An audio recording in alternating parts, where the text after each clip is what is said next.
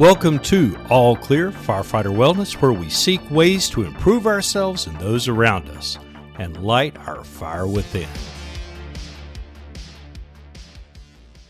Welcome to All Clear. I've got Brian Taylor, State Fire Marshal for the state of North Carolina. How are you doing, sir? Doing good. Thank you for having me today. Well, I'm glad to have you here. We've been trying to do this a long time, and it's very seldom we get a chance to talk to somebody like yourself. First of all, how are things going in Raleigh right now? Things pretty good? Very busy. Very busy. Quiet while the legislature's out of town, but they're back next week, so we'll see what happens then. And the party starts again. Yes, absolutely. All right. One of the things that I wanted to share with our audience is the fact that the state of North Carolina was hit really hard back last year. It's almost been a full year with Hurricane Helene. And I think a lot of people around the country, we have people who listen around the world, honestly, that maybe don't understand what goes into dealing with a event of that nature. And I was just up in Boone a couple weeks ago, and places that I've grown up going to are totally different now. They're functioning, but they're different. But you being the lead fire official in North Carolina, how did Helene affect you? How did you operate? And I just wanted you to kind of share that with our audience a little bit. As a state fire marshal, the fire marshal's responsibility is basically structural fire protection, ESF4, in the emergency operation plan function. We're a little unique than other states. A lot of states have rescue under them, and that's something that I have been working on since I've been in Raleigh, is that it should fall under the state fire marshal's office, because not only do we regulate, we also train all emergency services. So it's our responsibility. So I've been an advocate for that since I've been in Raleigh and nationally, that State Fire Marshal's office should run those functions. With that said, is that anytime there is a state of emergency and or we occupy the State Emergency Operations Center, we're there for structural fire protection to supplement the services that are needed in the communities during a disaster. And we were in this storm. We knew that we had people pre-deployed. We knew we were going to have some flooding. But did we think that we ever would see the magnitude of this? I truly was not prepared for it, to say that we knew that there was rain days before, 6 inches of rain, and then just come over and it was the perfect storm, to say that it laid over the top and then the landslides come through and wiped out communities. Nobody was really prepared for that. Yeah, and I've talked to a lot of folks that I know up that way, and they said it was absolutely life-changing for them, and some of them are not in the fire service. Whole communities are gone or in, still rebuilding a year later. And it made me think, I'm a Carolina boy, and I think you are too. Mm-hmm. You remember Hurricane Hugo that came through in 1989. Yes. And I remember here in Concord how much devastation that left. And that's just a small piece compared to what they saw out there.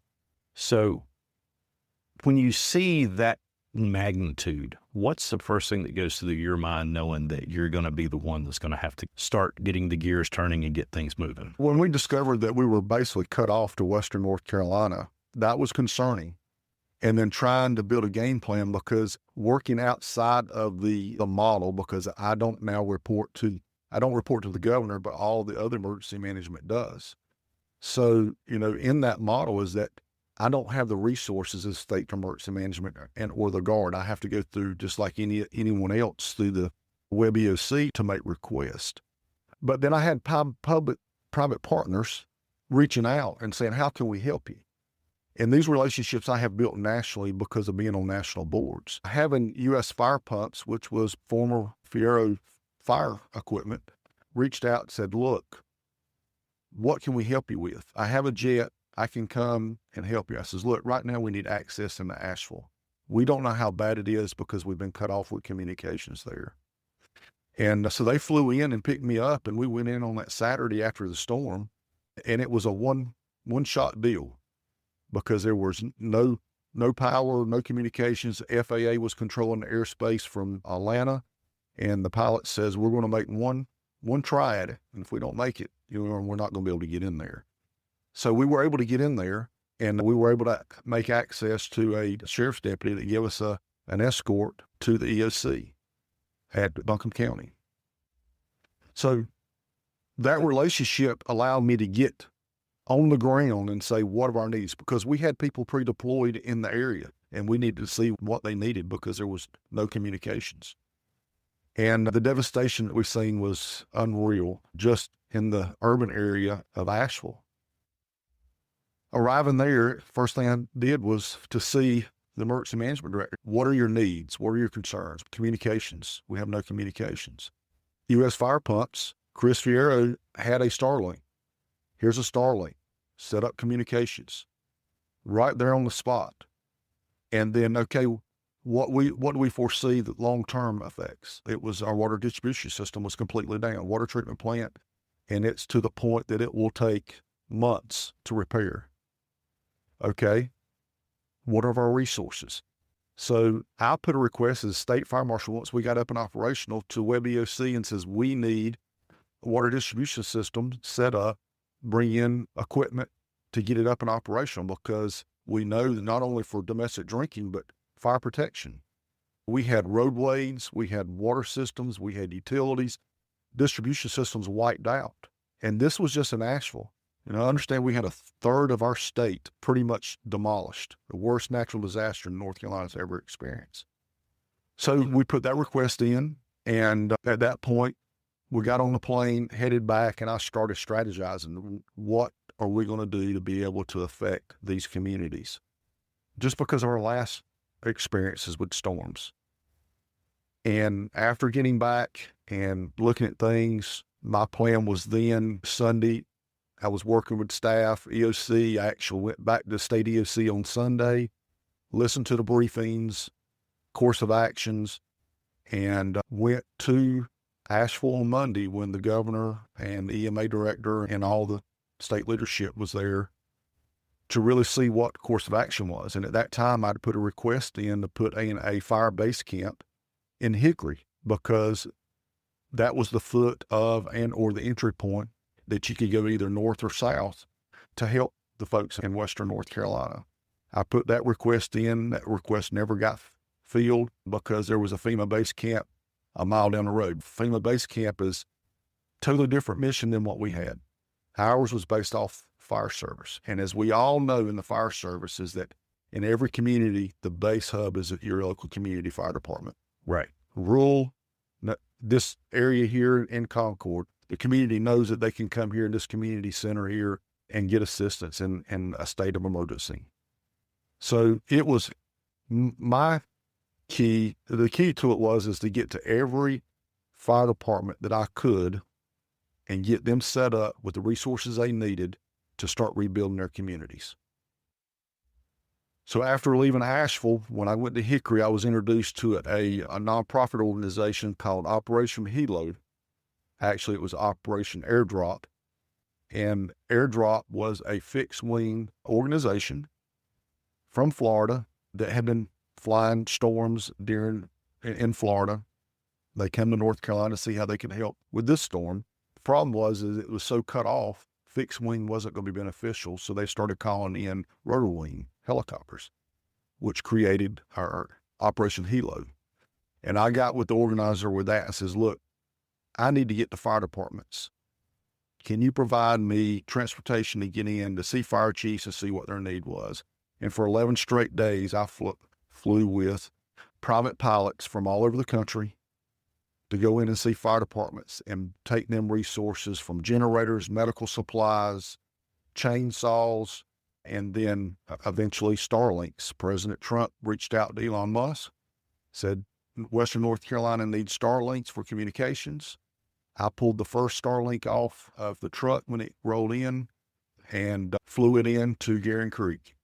And that was about 230 Starlinks. I think we wound up about 580 Starlinks with a combination of those and what Samaritan's Purse had brought in.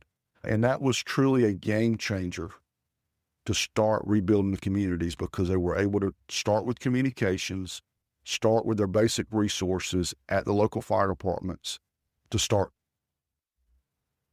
really being successful and turning their communities around. It's interesting you mentioned the Starlink. There's another podcaster that I follow. He's outside of Asheville, and he was mentioning, he's not in the fire service, but he was mentioning the fact that, people were confused because they could look at their cell phone and it showed full signal, but yet there was no connection, no data. He's a Navy guy, so he had a lot of experience with dealing with disaster scenarios. And he had a Starlink, and he set up his Starlink, and he said that was the only way he was able to text and communicate and do things like that. So I think communications, as you have mentioned here, is one of the most critical factors when it comes to starting to rebuild. Because if you don't know what's going on down the road, it's not going to do you any good. Yeah. In today's society, we're reliant on our cell phone, cell phone or our computers to communicate. And we think that if we have a cell phone, computer, or Wi-Fi or internet in our home, but when all that connection is not there, how do we function? And our cell providers, this was our 9/11 cell communications, and of course, all radio communications during 9/11 was wiped out. All of our backup systems were sent to Florida. So they had to remobilize and come back to North Carolina to set up. And it was probably midweek, the next week, before they actually ever started getting in the backup systems to start the cell, all the cell providers, not just one independent one, all the cell providers. So it was vital. And so the lessons learned there is first and foremost is communication and having redundancy communication. And the only way to do that, and what we learned is a satellite system, if it's Starlink or whatever it may be. And then you start looking at your communication between the fire departments where everybody's looking at 800, 900 band. So do we go back to our walkie-talkies for local communications to be able to communicate? To go around the communities that I went around and seen how they were, I never seen horseback, but I seen folks on bicycles and motorcycles going to a message board of what community members needed. So that message board was the communications for that local community. So I seen what it was like in the 1800s or earlier. So that was interesting to see, but it was an effective communication system. But that was a plan that they put together in their community that was working because they had no communications there. So yeah, I think what we have to learn out of this is, of course, we've all said that after every storm that FEMA come in and all the failures of the federal government, FEMA and emergency management is not a response agency. Brock Long, our former FEMA director under Trump's last administration, which is a North Carolina native out of Hickory, was really emphasizing that we need to look at overhauling this because, you start looking at it is that everybody looks for the federal government or the government to come in and bail you out. We've seen in Katrina, the failures of that. Louisiana themselves had lessons learned there that their military was running their emergency management, which then moved it all to the State Fire Marshal's office. Florida, they know the magic sauce. They learned from lessons in the past. South Carolina, I think it's time for us to learn lessons here in North Carolina of what works. And it starts with the overhaul, but we've got to embrace the public-private partnerships because federal, state, and local government can't do it alone and as efficiently as our private partners.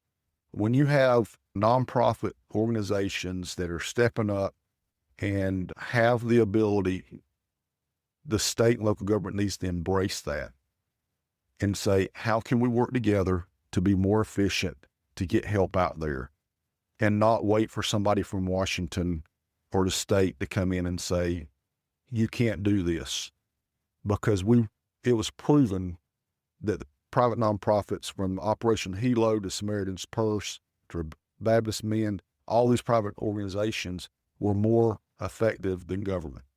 And we have to embrace that. So I think you hit on something critical. And I've heard many conspiracy theories, like you mentioned, about FEMA. They're not doing their job, or they're keeping people from helping their neighbors, things like that.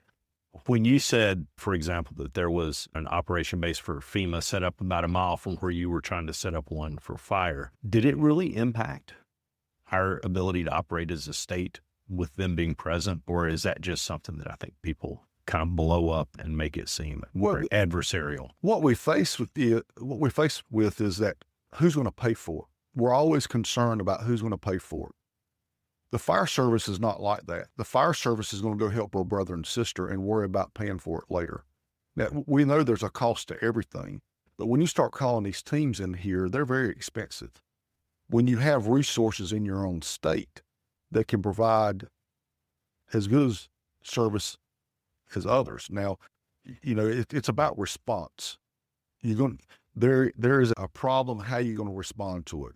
So we're going to just flood it with all the resources, but then the resources sit there for days on end. And so are we effectively using those resources? Because the bureaucracy of government and oversight of that, when you've got boots on the ground knowing what they need, and this is not downing emergency management. I understand that your local emergency managers, they're not just listening to the fire service. They got law enforcement, local hospitals, DSS, your utilities. And so that's just one spoke in the wheel.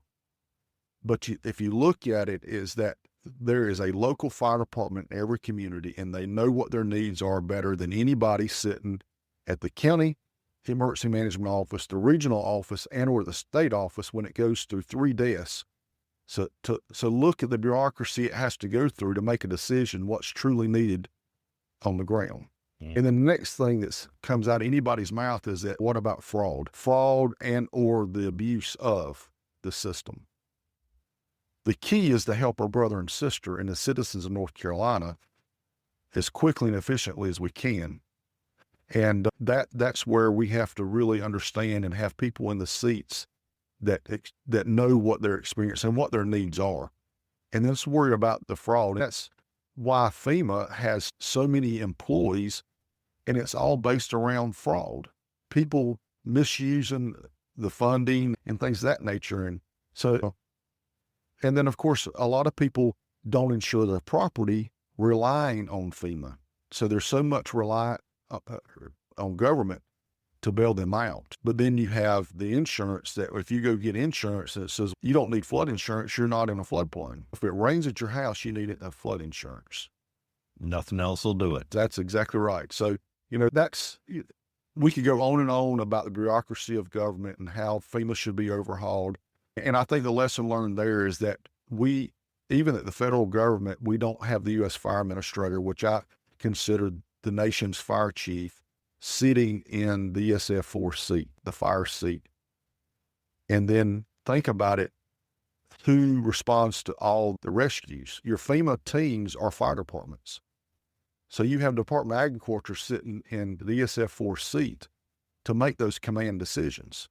And that U.S. Fire Administrator should be a cabinet member seat during a national disaster to talk about that, because our fire departments are our domestic front line of defense. They are the ones that are protecting our communities. We have to give a focus on that, because what we have been preaching at the state level and the national level is that U.S. Fire Administrator is the nation's fire chief. The State Fire Marshal is the state fire chief, which is written into North Carolina statute. And then you have your local fire chiefs and communities that operate. And so if we follow that and cut all the bureaucracy out to be able to provide an effective response for our communities, I think we have the answer to respond to our next disaster. And that's critical. And I think you're in a very unique situation because you had experienced a generational event here in North Carolina.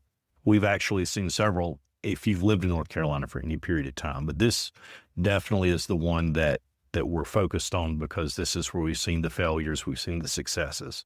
But if let's zoom down a little bit. I know you were talking about every community depends on its fire department for safety, protection, help, all that.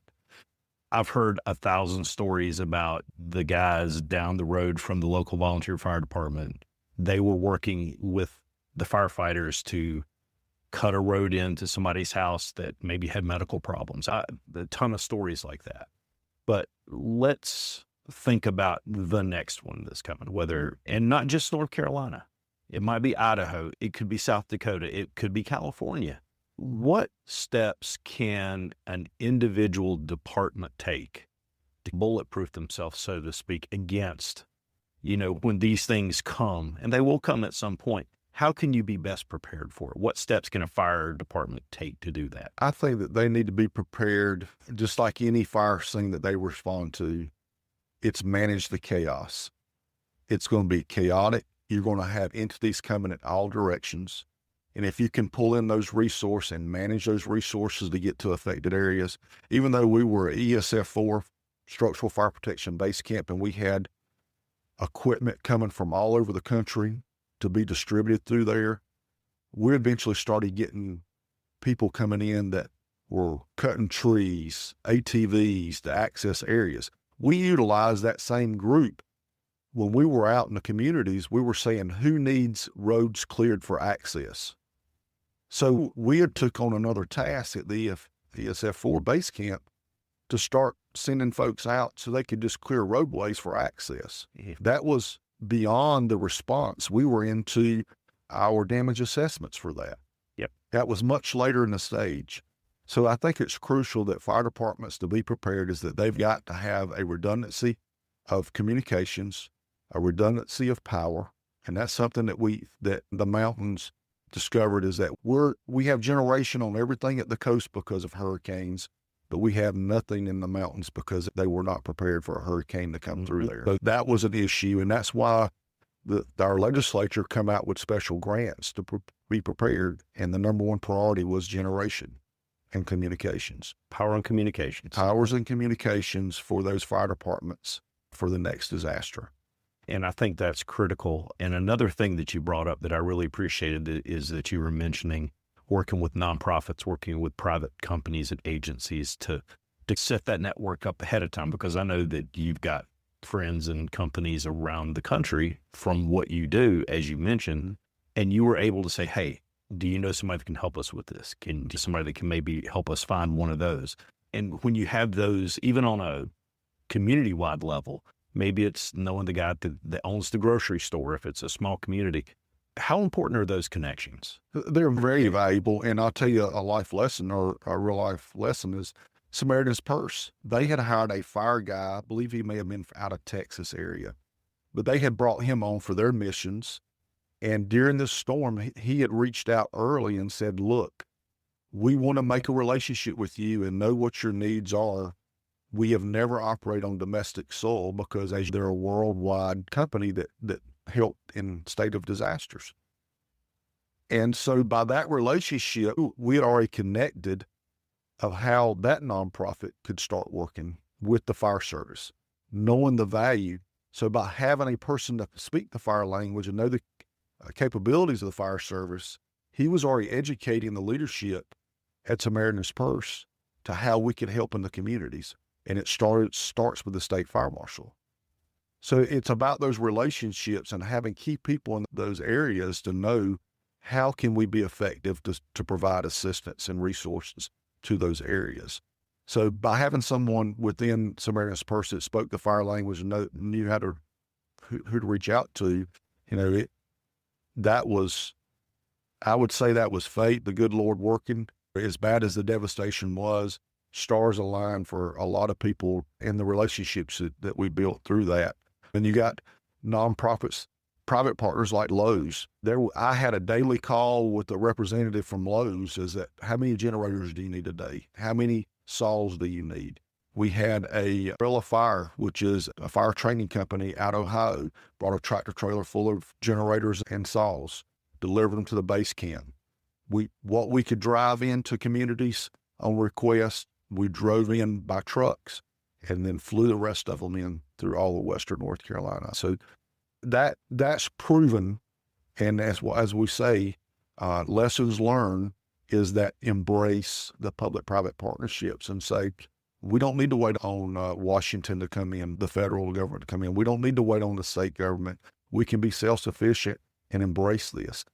I've been going around the country talking about lessons learned from Helene, but some of the folks I'm speaking to is private nonprofits.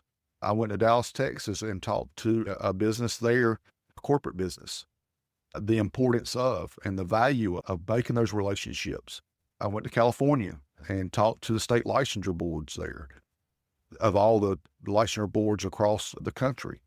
So it's really a mixed group. It's just not the fire service that I'm speaking. It's about how to cooperatively work together in a state of emergency. We'll return after these messages. Are you enjoying this podcast? If so, we have a small favor to ask. Subscribing and donating helps us to keep the show running and brings you even more great content. By subscribing, you'll never miss an episode. You'll be able to support what you love. Donations, no matter how small, can help us cover production costs, improve the quality of each episode, and generally keep the lights on. So hit that subscribe button, and if you can, consider making a donation. Visit us at allclearpodcast.com to donate and catch up on past episodes and even read our blog. Thanks for listening and supporting our show. That's very true, and I appreciate the insight that you bring on that. But I do want to shift gears just a little bit. And the purpose of our podcast is firefighter improvement, whether it be wellness, mental health, physical health, things like that. I talked to several firefighters that were deployed over there, and a lot of them were suffering from, I'm not going to say PTSD, that gets overused, but there was a lot of mental baggage that they brought back with them. In fact, I don't know if Eric Stevenson, first responder peer support network out of Carteret County, he's a dear friend of mine. He and I talked at length about the needs that he was seeing in the first responder community. What things do you think we need to address in the fire service when it comes to a big event like this? How can we be proactive in caring for our brothers and sisters when they go in, so that, number one, they've got the armor up when they go in, but then what type of proactive needs do you think we need to be looking at base camp or at the stations if you've got people in? What type of work needs to be done there? I think North Carolina has done a great job of preparing for mental health of our first responders because we had boots on the ground from the DPS folks. I don't know all the entities, but I cross paths with mental health professionals on the ground during that time frame to understand that we had first responders that sit there and watch families wash away from them, that they could do nothing, that they were hopeless. And that does not do a first responder, a firefighter good, because we're not wired for that. They're not wired for that, and we're going to go and save them as much as we can. We had instances where we lost a firefighter there in Guerin Creek. We had the fire chief pulling people out of the water and trying to resuscitate them in his fire department bay. You know, those things are long lasting. They're going to see that from now on and what they dealt with. But we had boots on the ground to talk to our folks. The key is about talking. We had folks that were deployed there that got in their truck and left and said, we didn't sign up for this. Wow. We're going to lose folks in the service because of the experiences from Helene. And that's very sad. Not only what we respond to day in and day out is difficult because we see people on their darkest day, but that event itself, we're going to lose people from the service, and our folks are going to need assistance for years to come. But I think we are well prepared in North Carolina to be proactive, to get boots on the ground, to talk to folks during that incident as well. And that is one thing I am very proud about our state and the fire service in general here, is how serious mental health is taken. And I'm to the point talking about mental fitness. You got to be ready before you go in. You got to take care of yourself during, and then there's a follow-up after it's all said and done. Mm-hmm. And it is good to see those things happen. And like you said, it will have impacts on the fire service. A lot of folks think it's all fun and games, but when you see people's darkest days, one right after the other, sometimes you can even wonder if there's sunlight out there. Exactly. But I really appreciate you taking time and talking to us about your experiences from Helene. But if there's one thing that Brian Taylor took away from everything that he saw, everything that he participated in and did, what is the one biggest key that you took away from the experience with Helene? Basically just the community outreach. And it seems, and my staff will tell you as well, is that they hear the public-private partnership, and it just rolls off my tongue so much in every conversation that I have.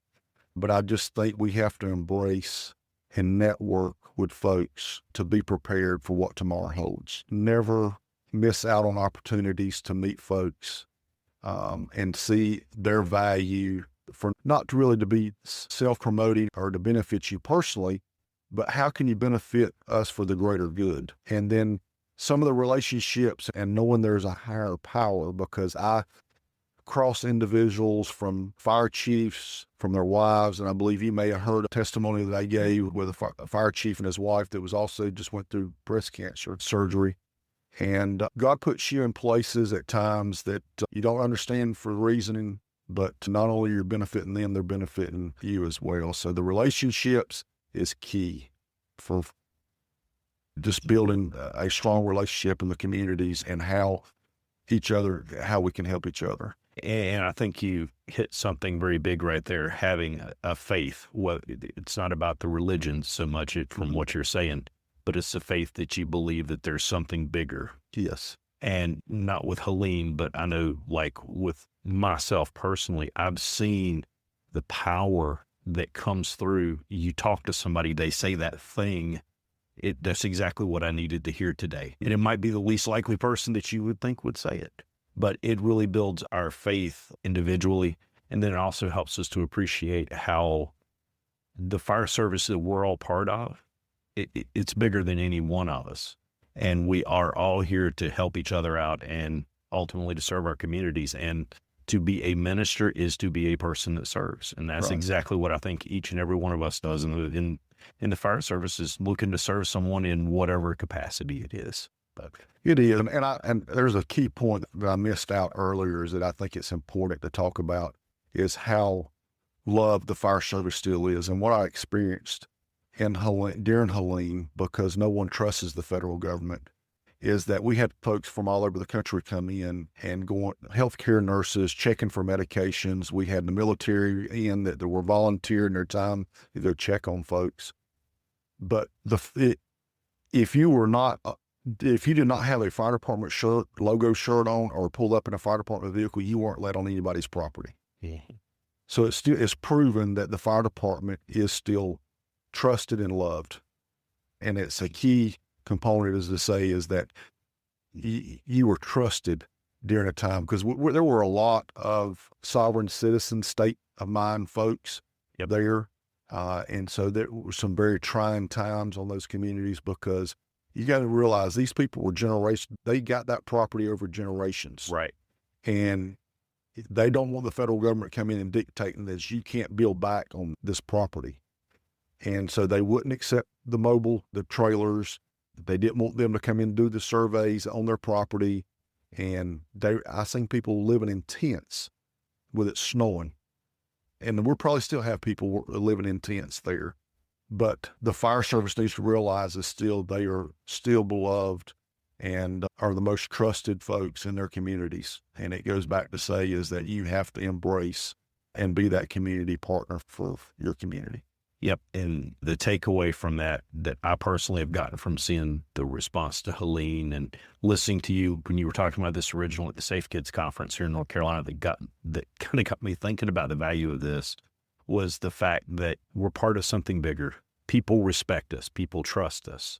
So we never want to violate that trust that I've built, that you've built, that the generations before us have built in the fire service. A couple of stupid comments, a couple of bad decisions can really lead us down that road, and we don't want to get there. So we really need to take serious what we're doing. True. All right. I appreciate you taking time to be with us today on All Clear. And as we always say on All Clear, light your fire within.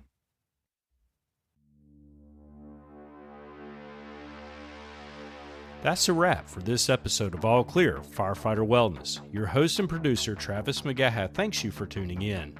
Remember, the views and opinions shared by our guests may not always reflect those of the host or the team, but we're all here to spark important conversations for firefighter health and wellness.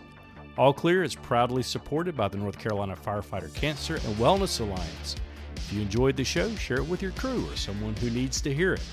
Head over to allclearpodcast.com to leave us a message, catch up on past episodes, or treat yourself to our signature All Clear Blend coffee, your new morning hero in a cup. Thanks for listening, stay safe out there, and we'll catch you next time on All Clear Firefighter Wellness.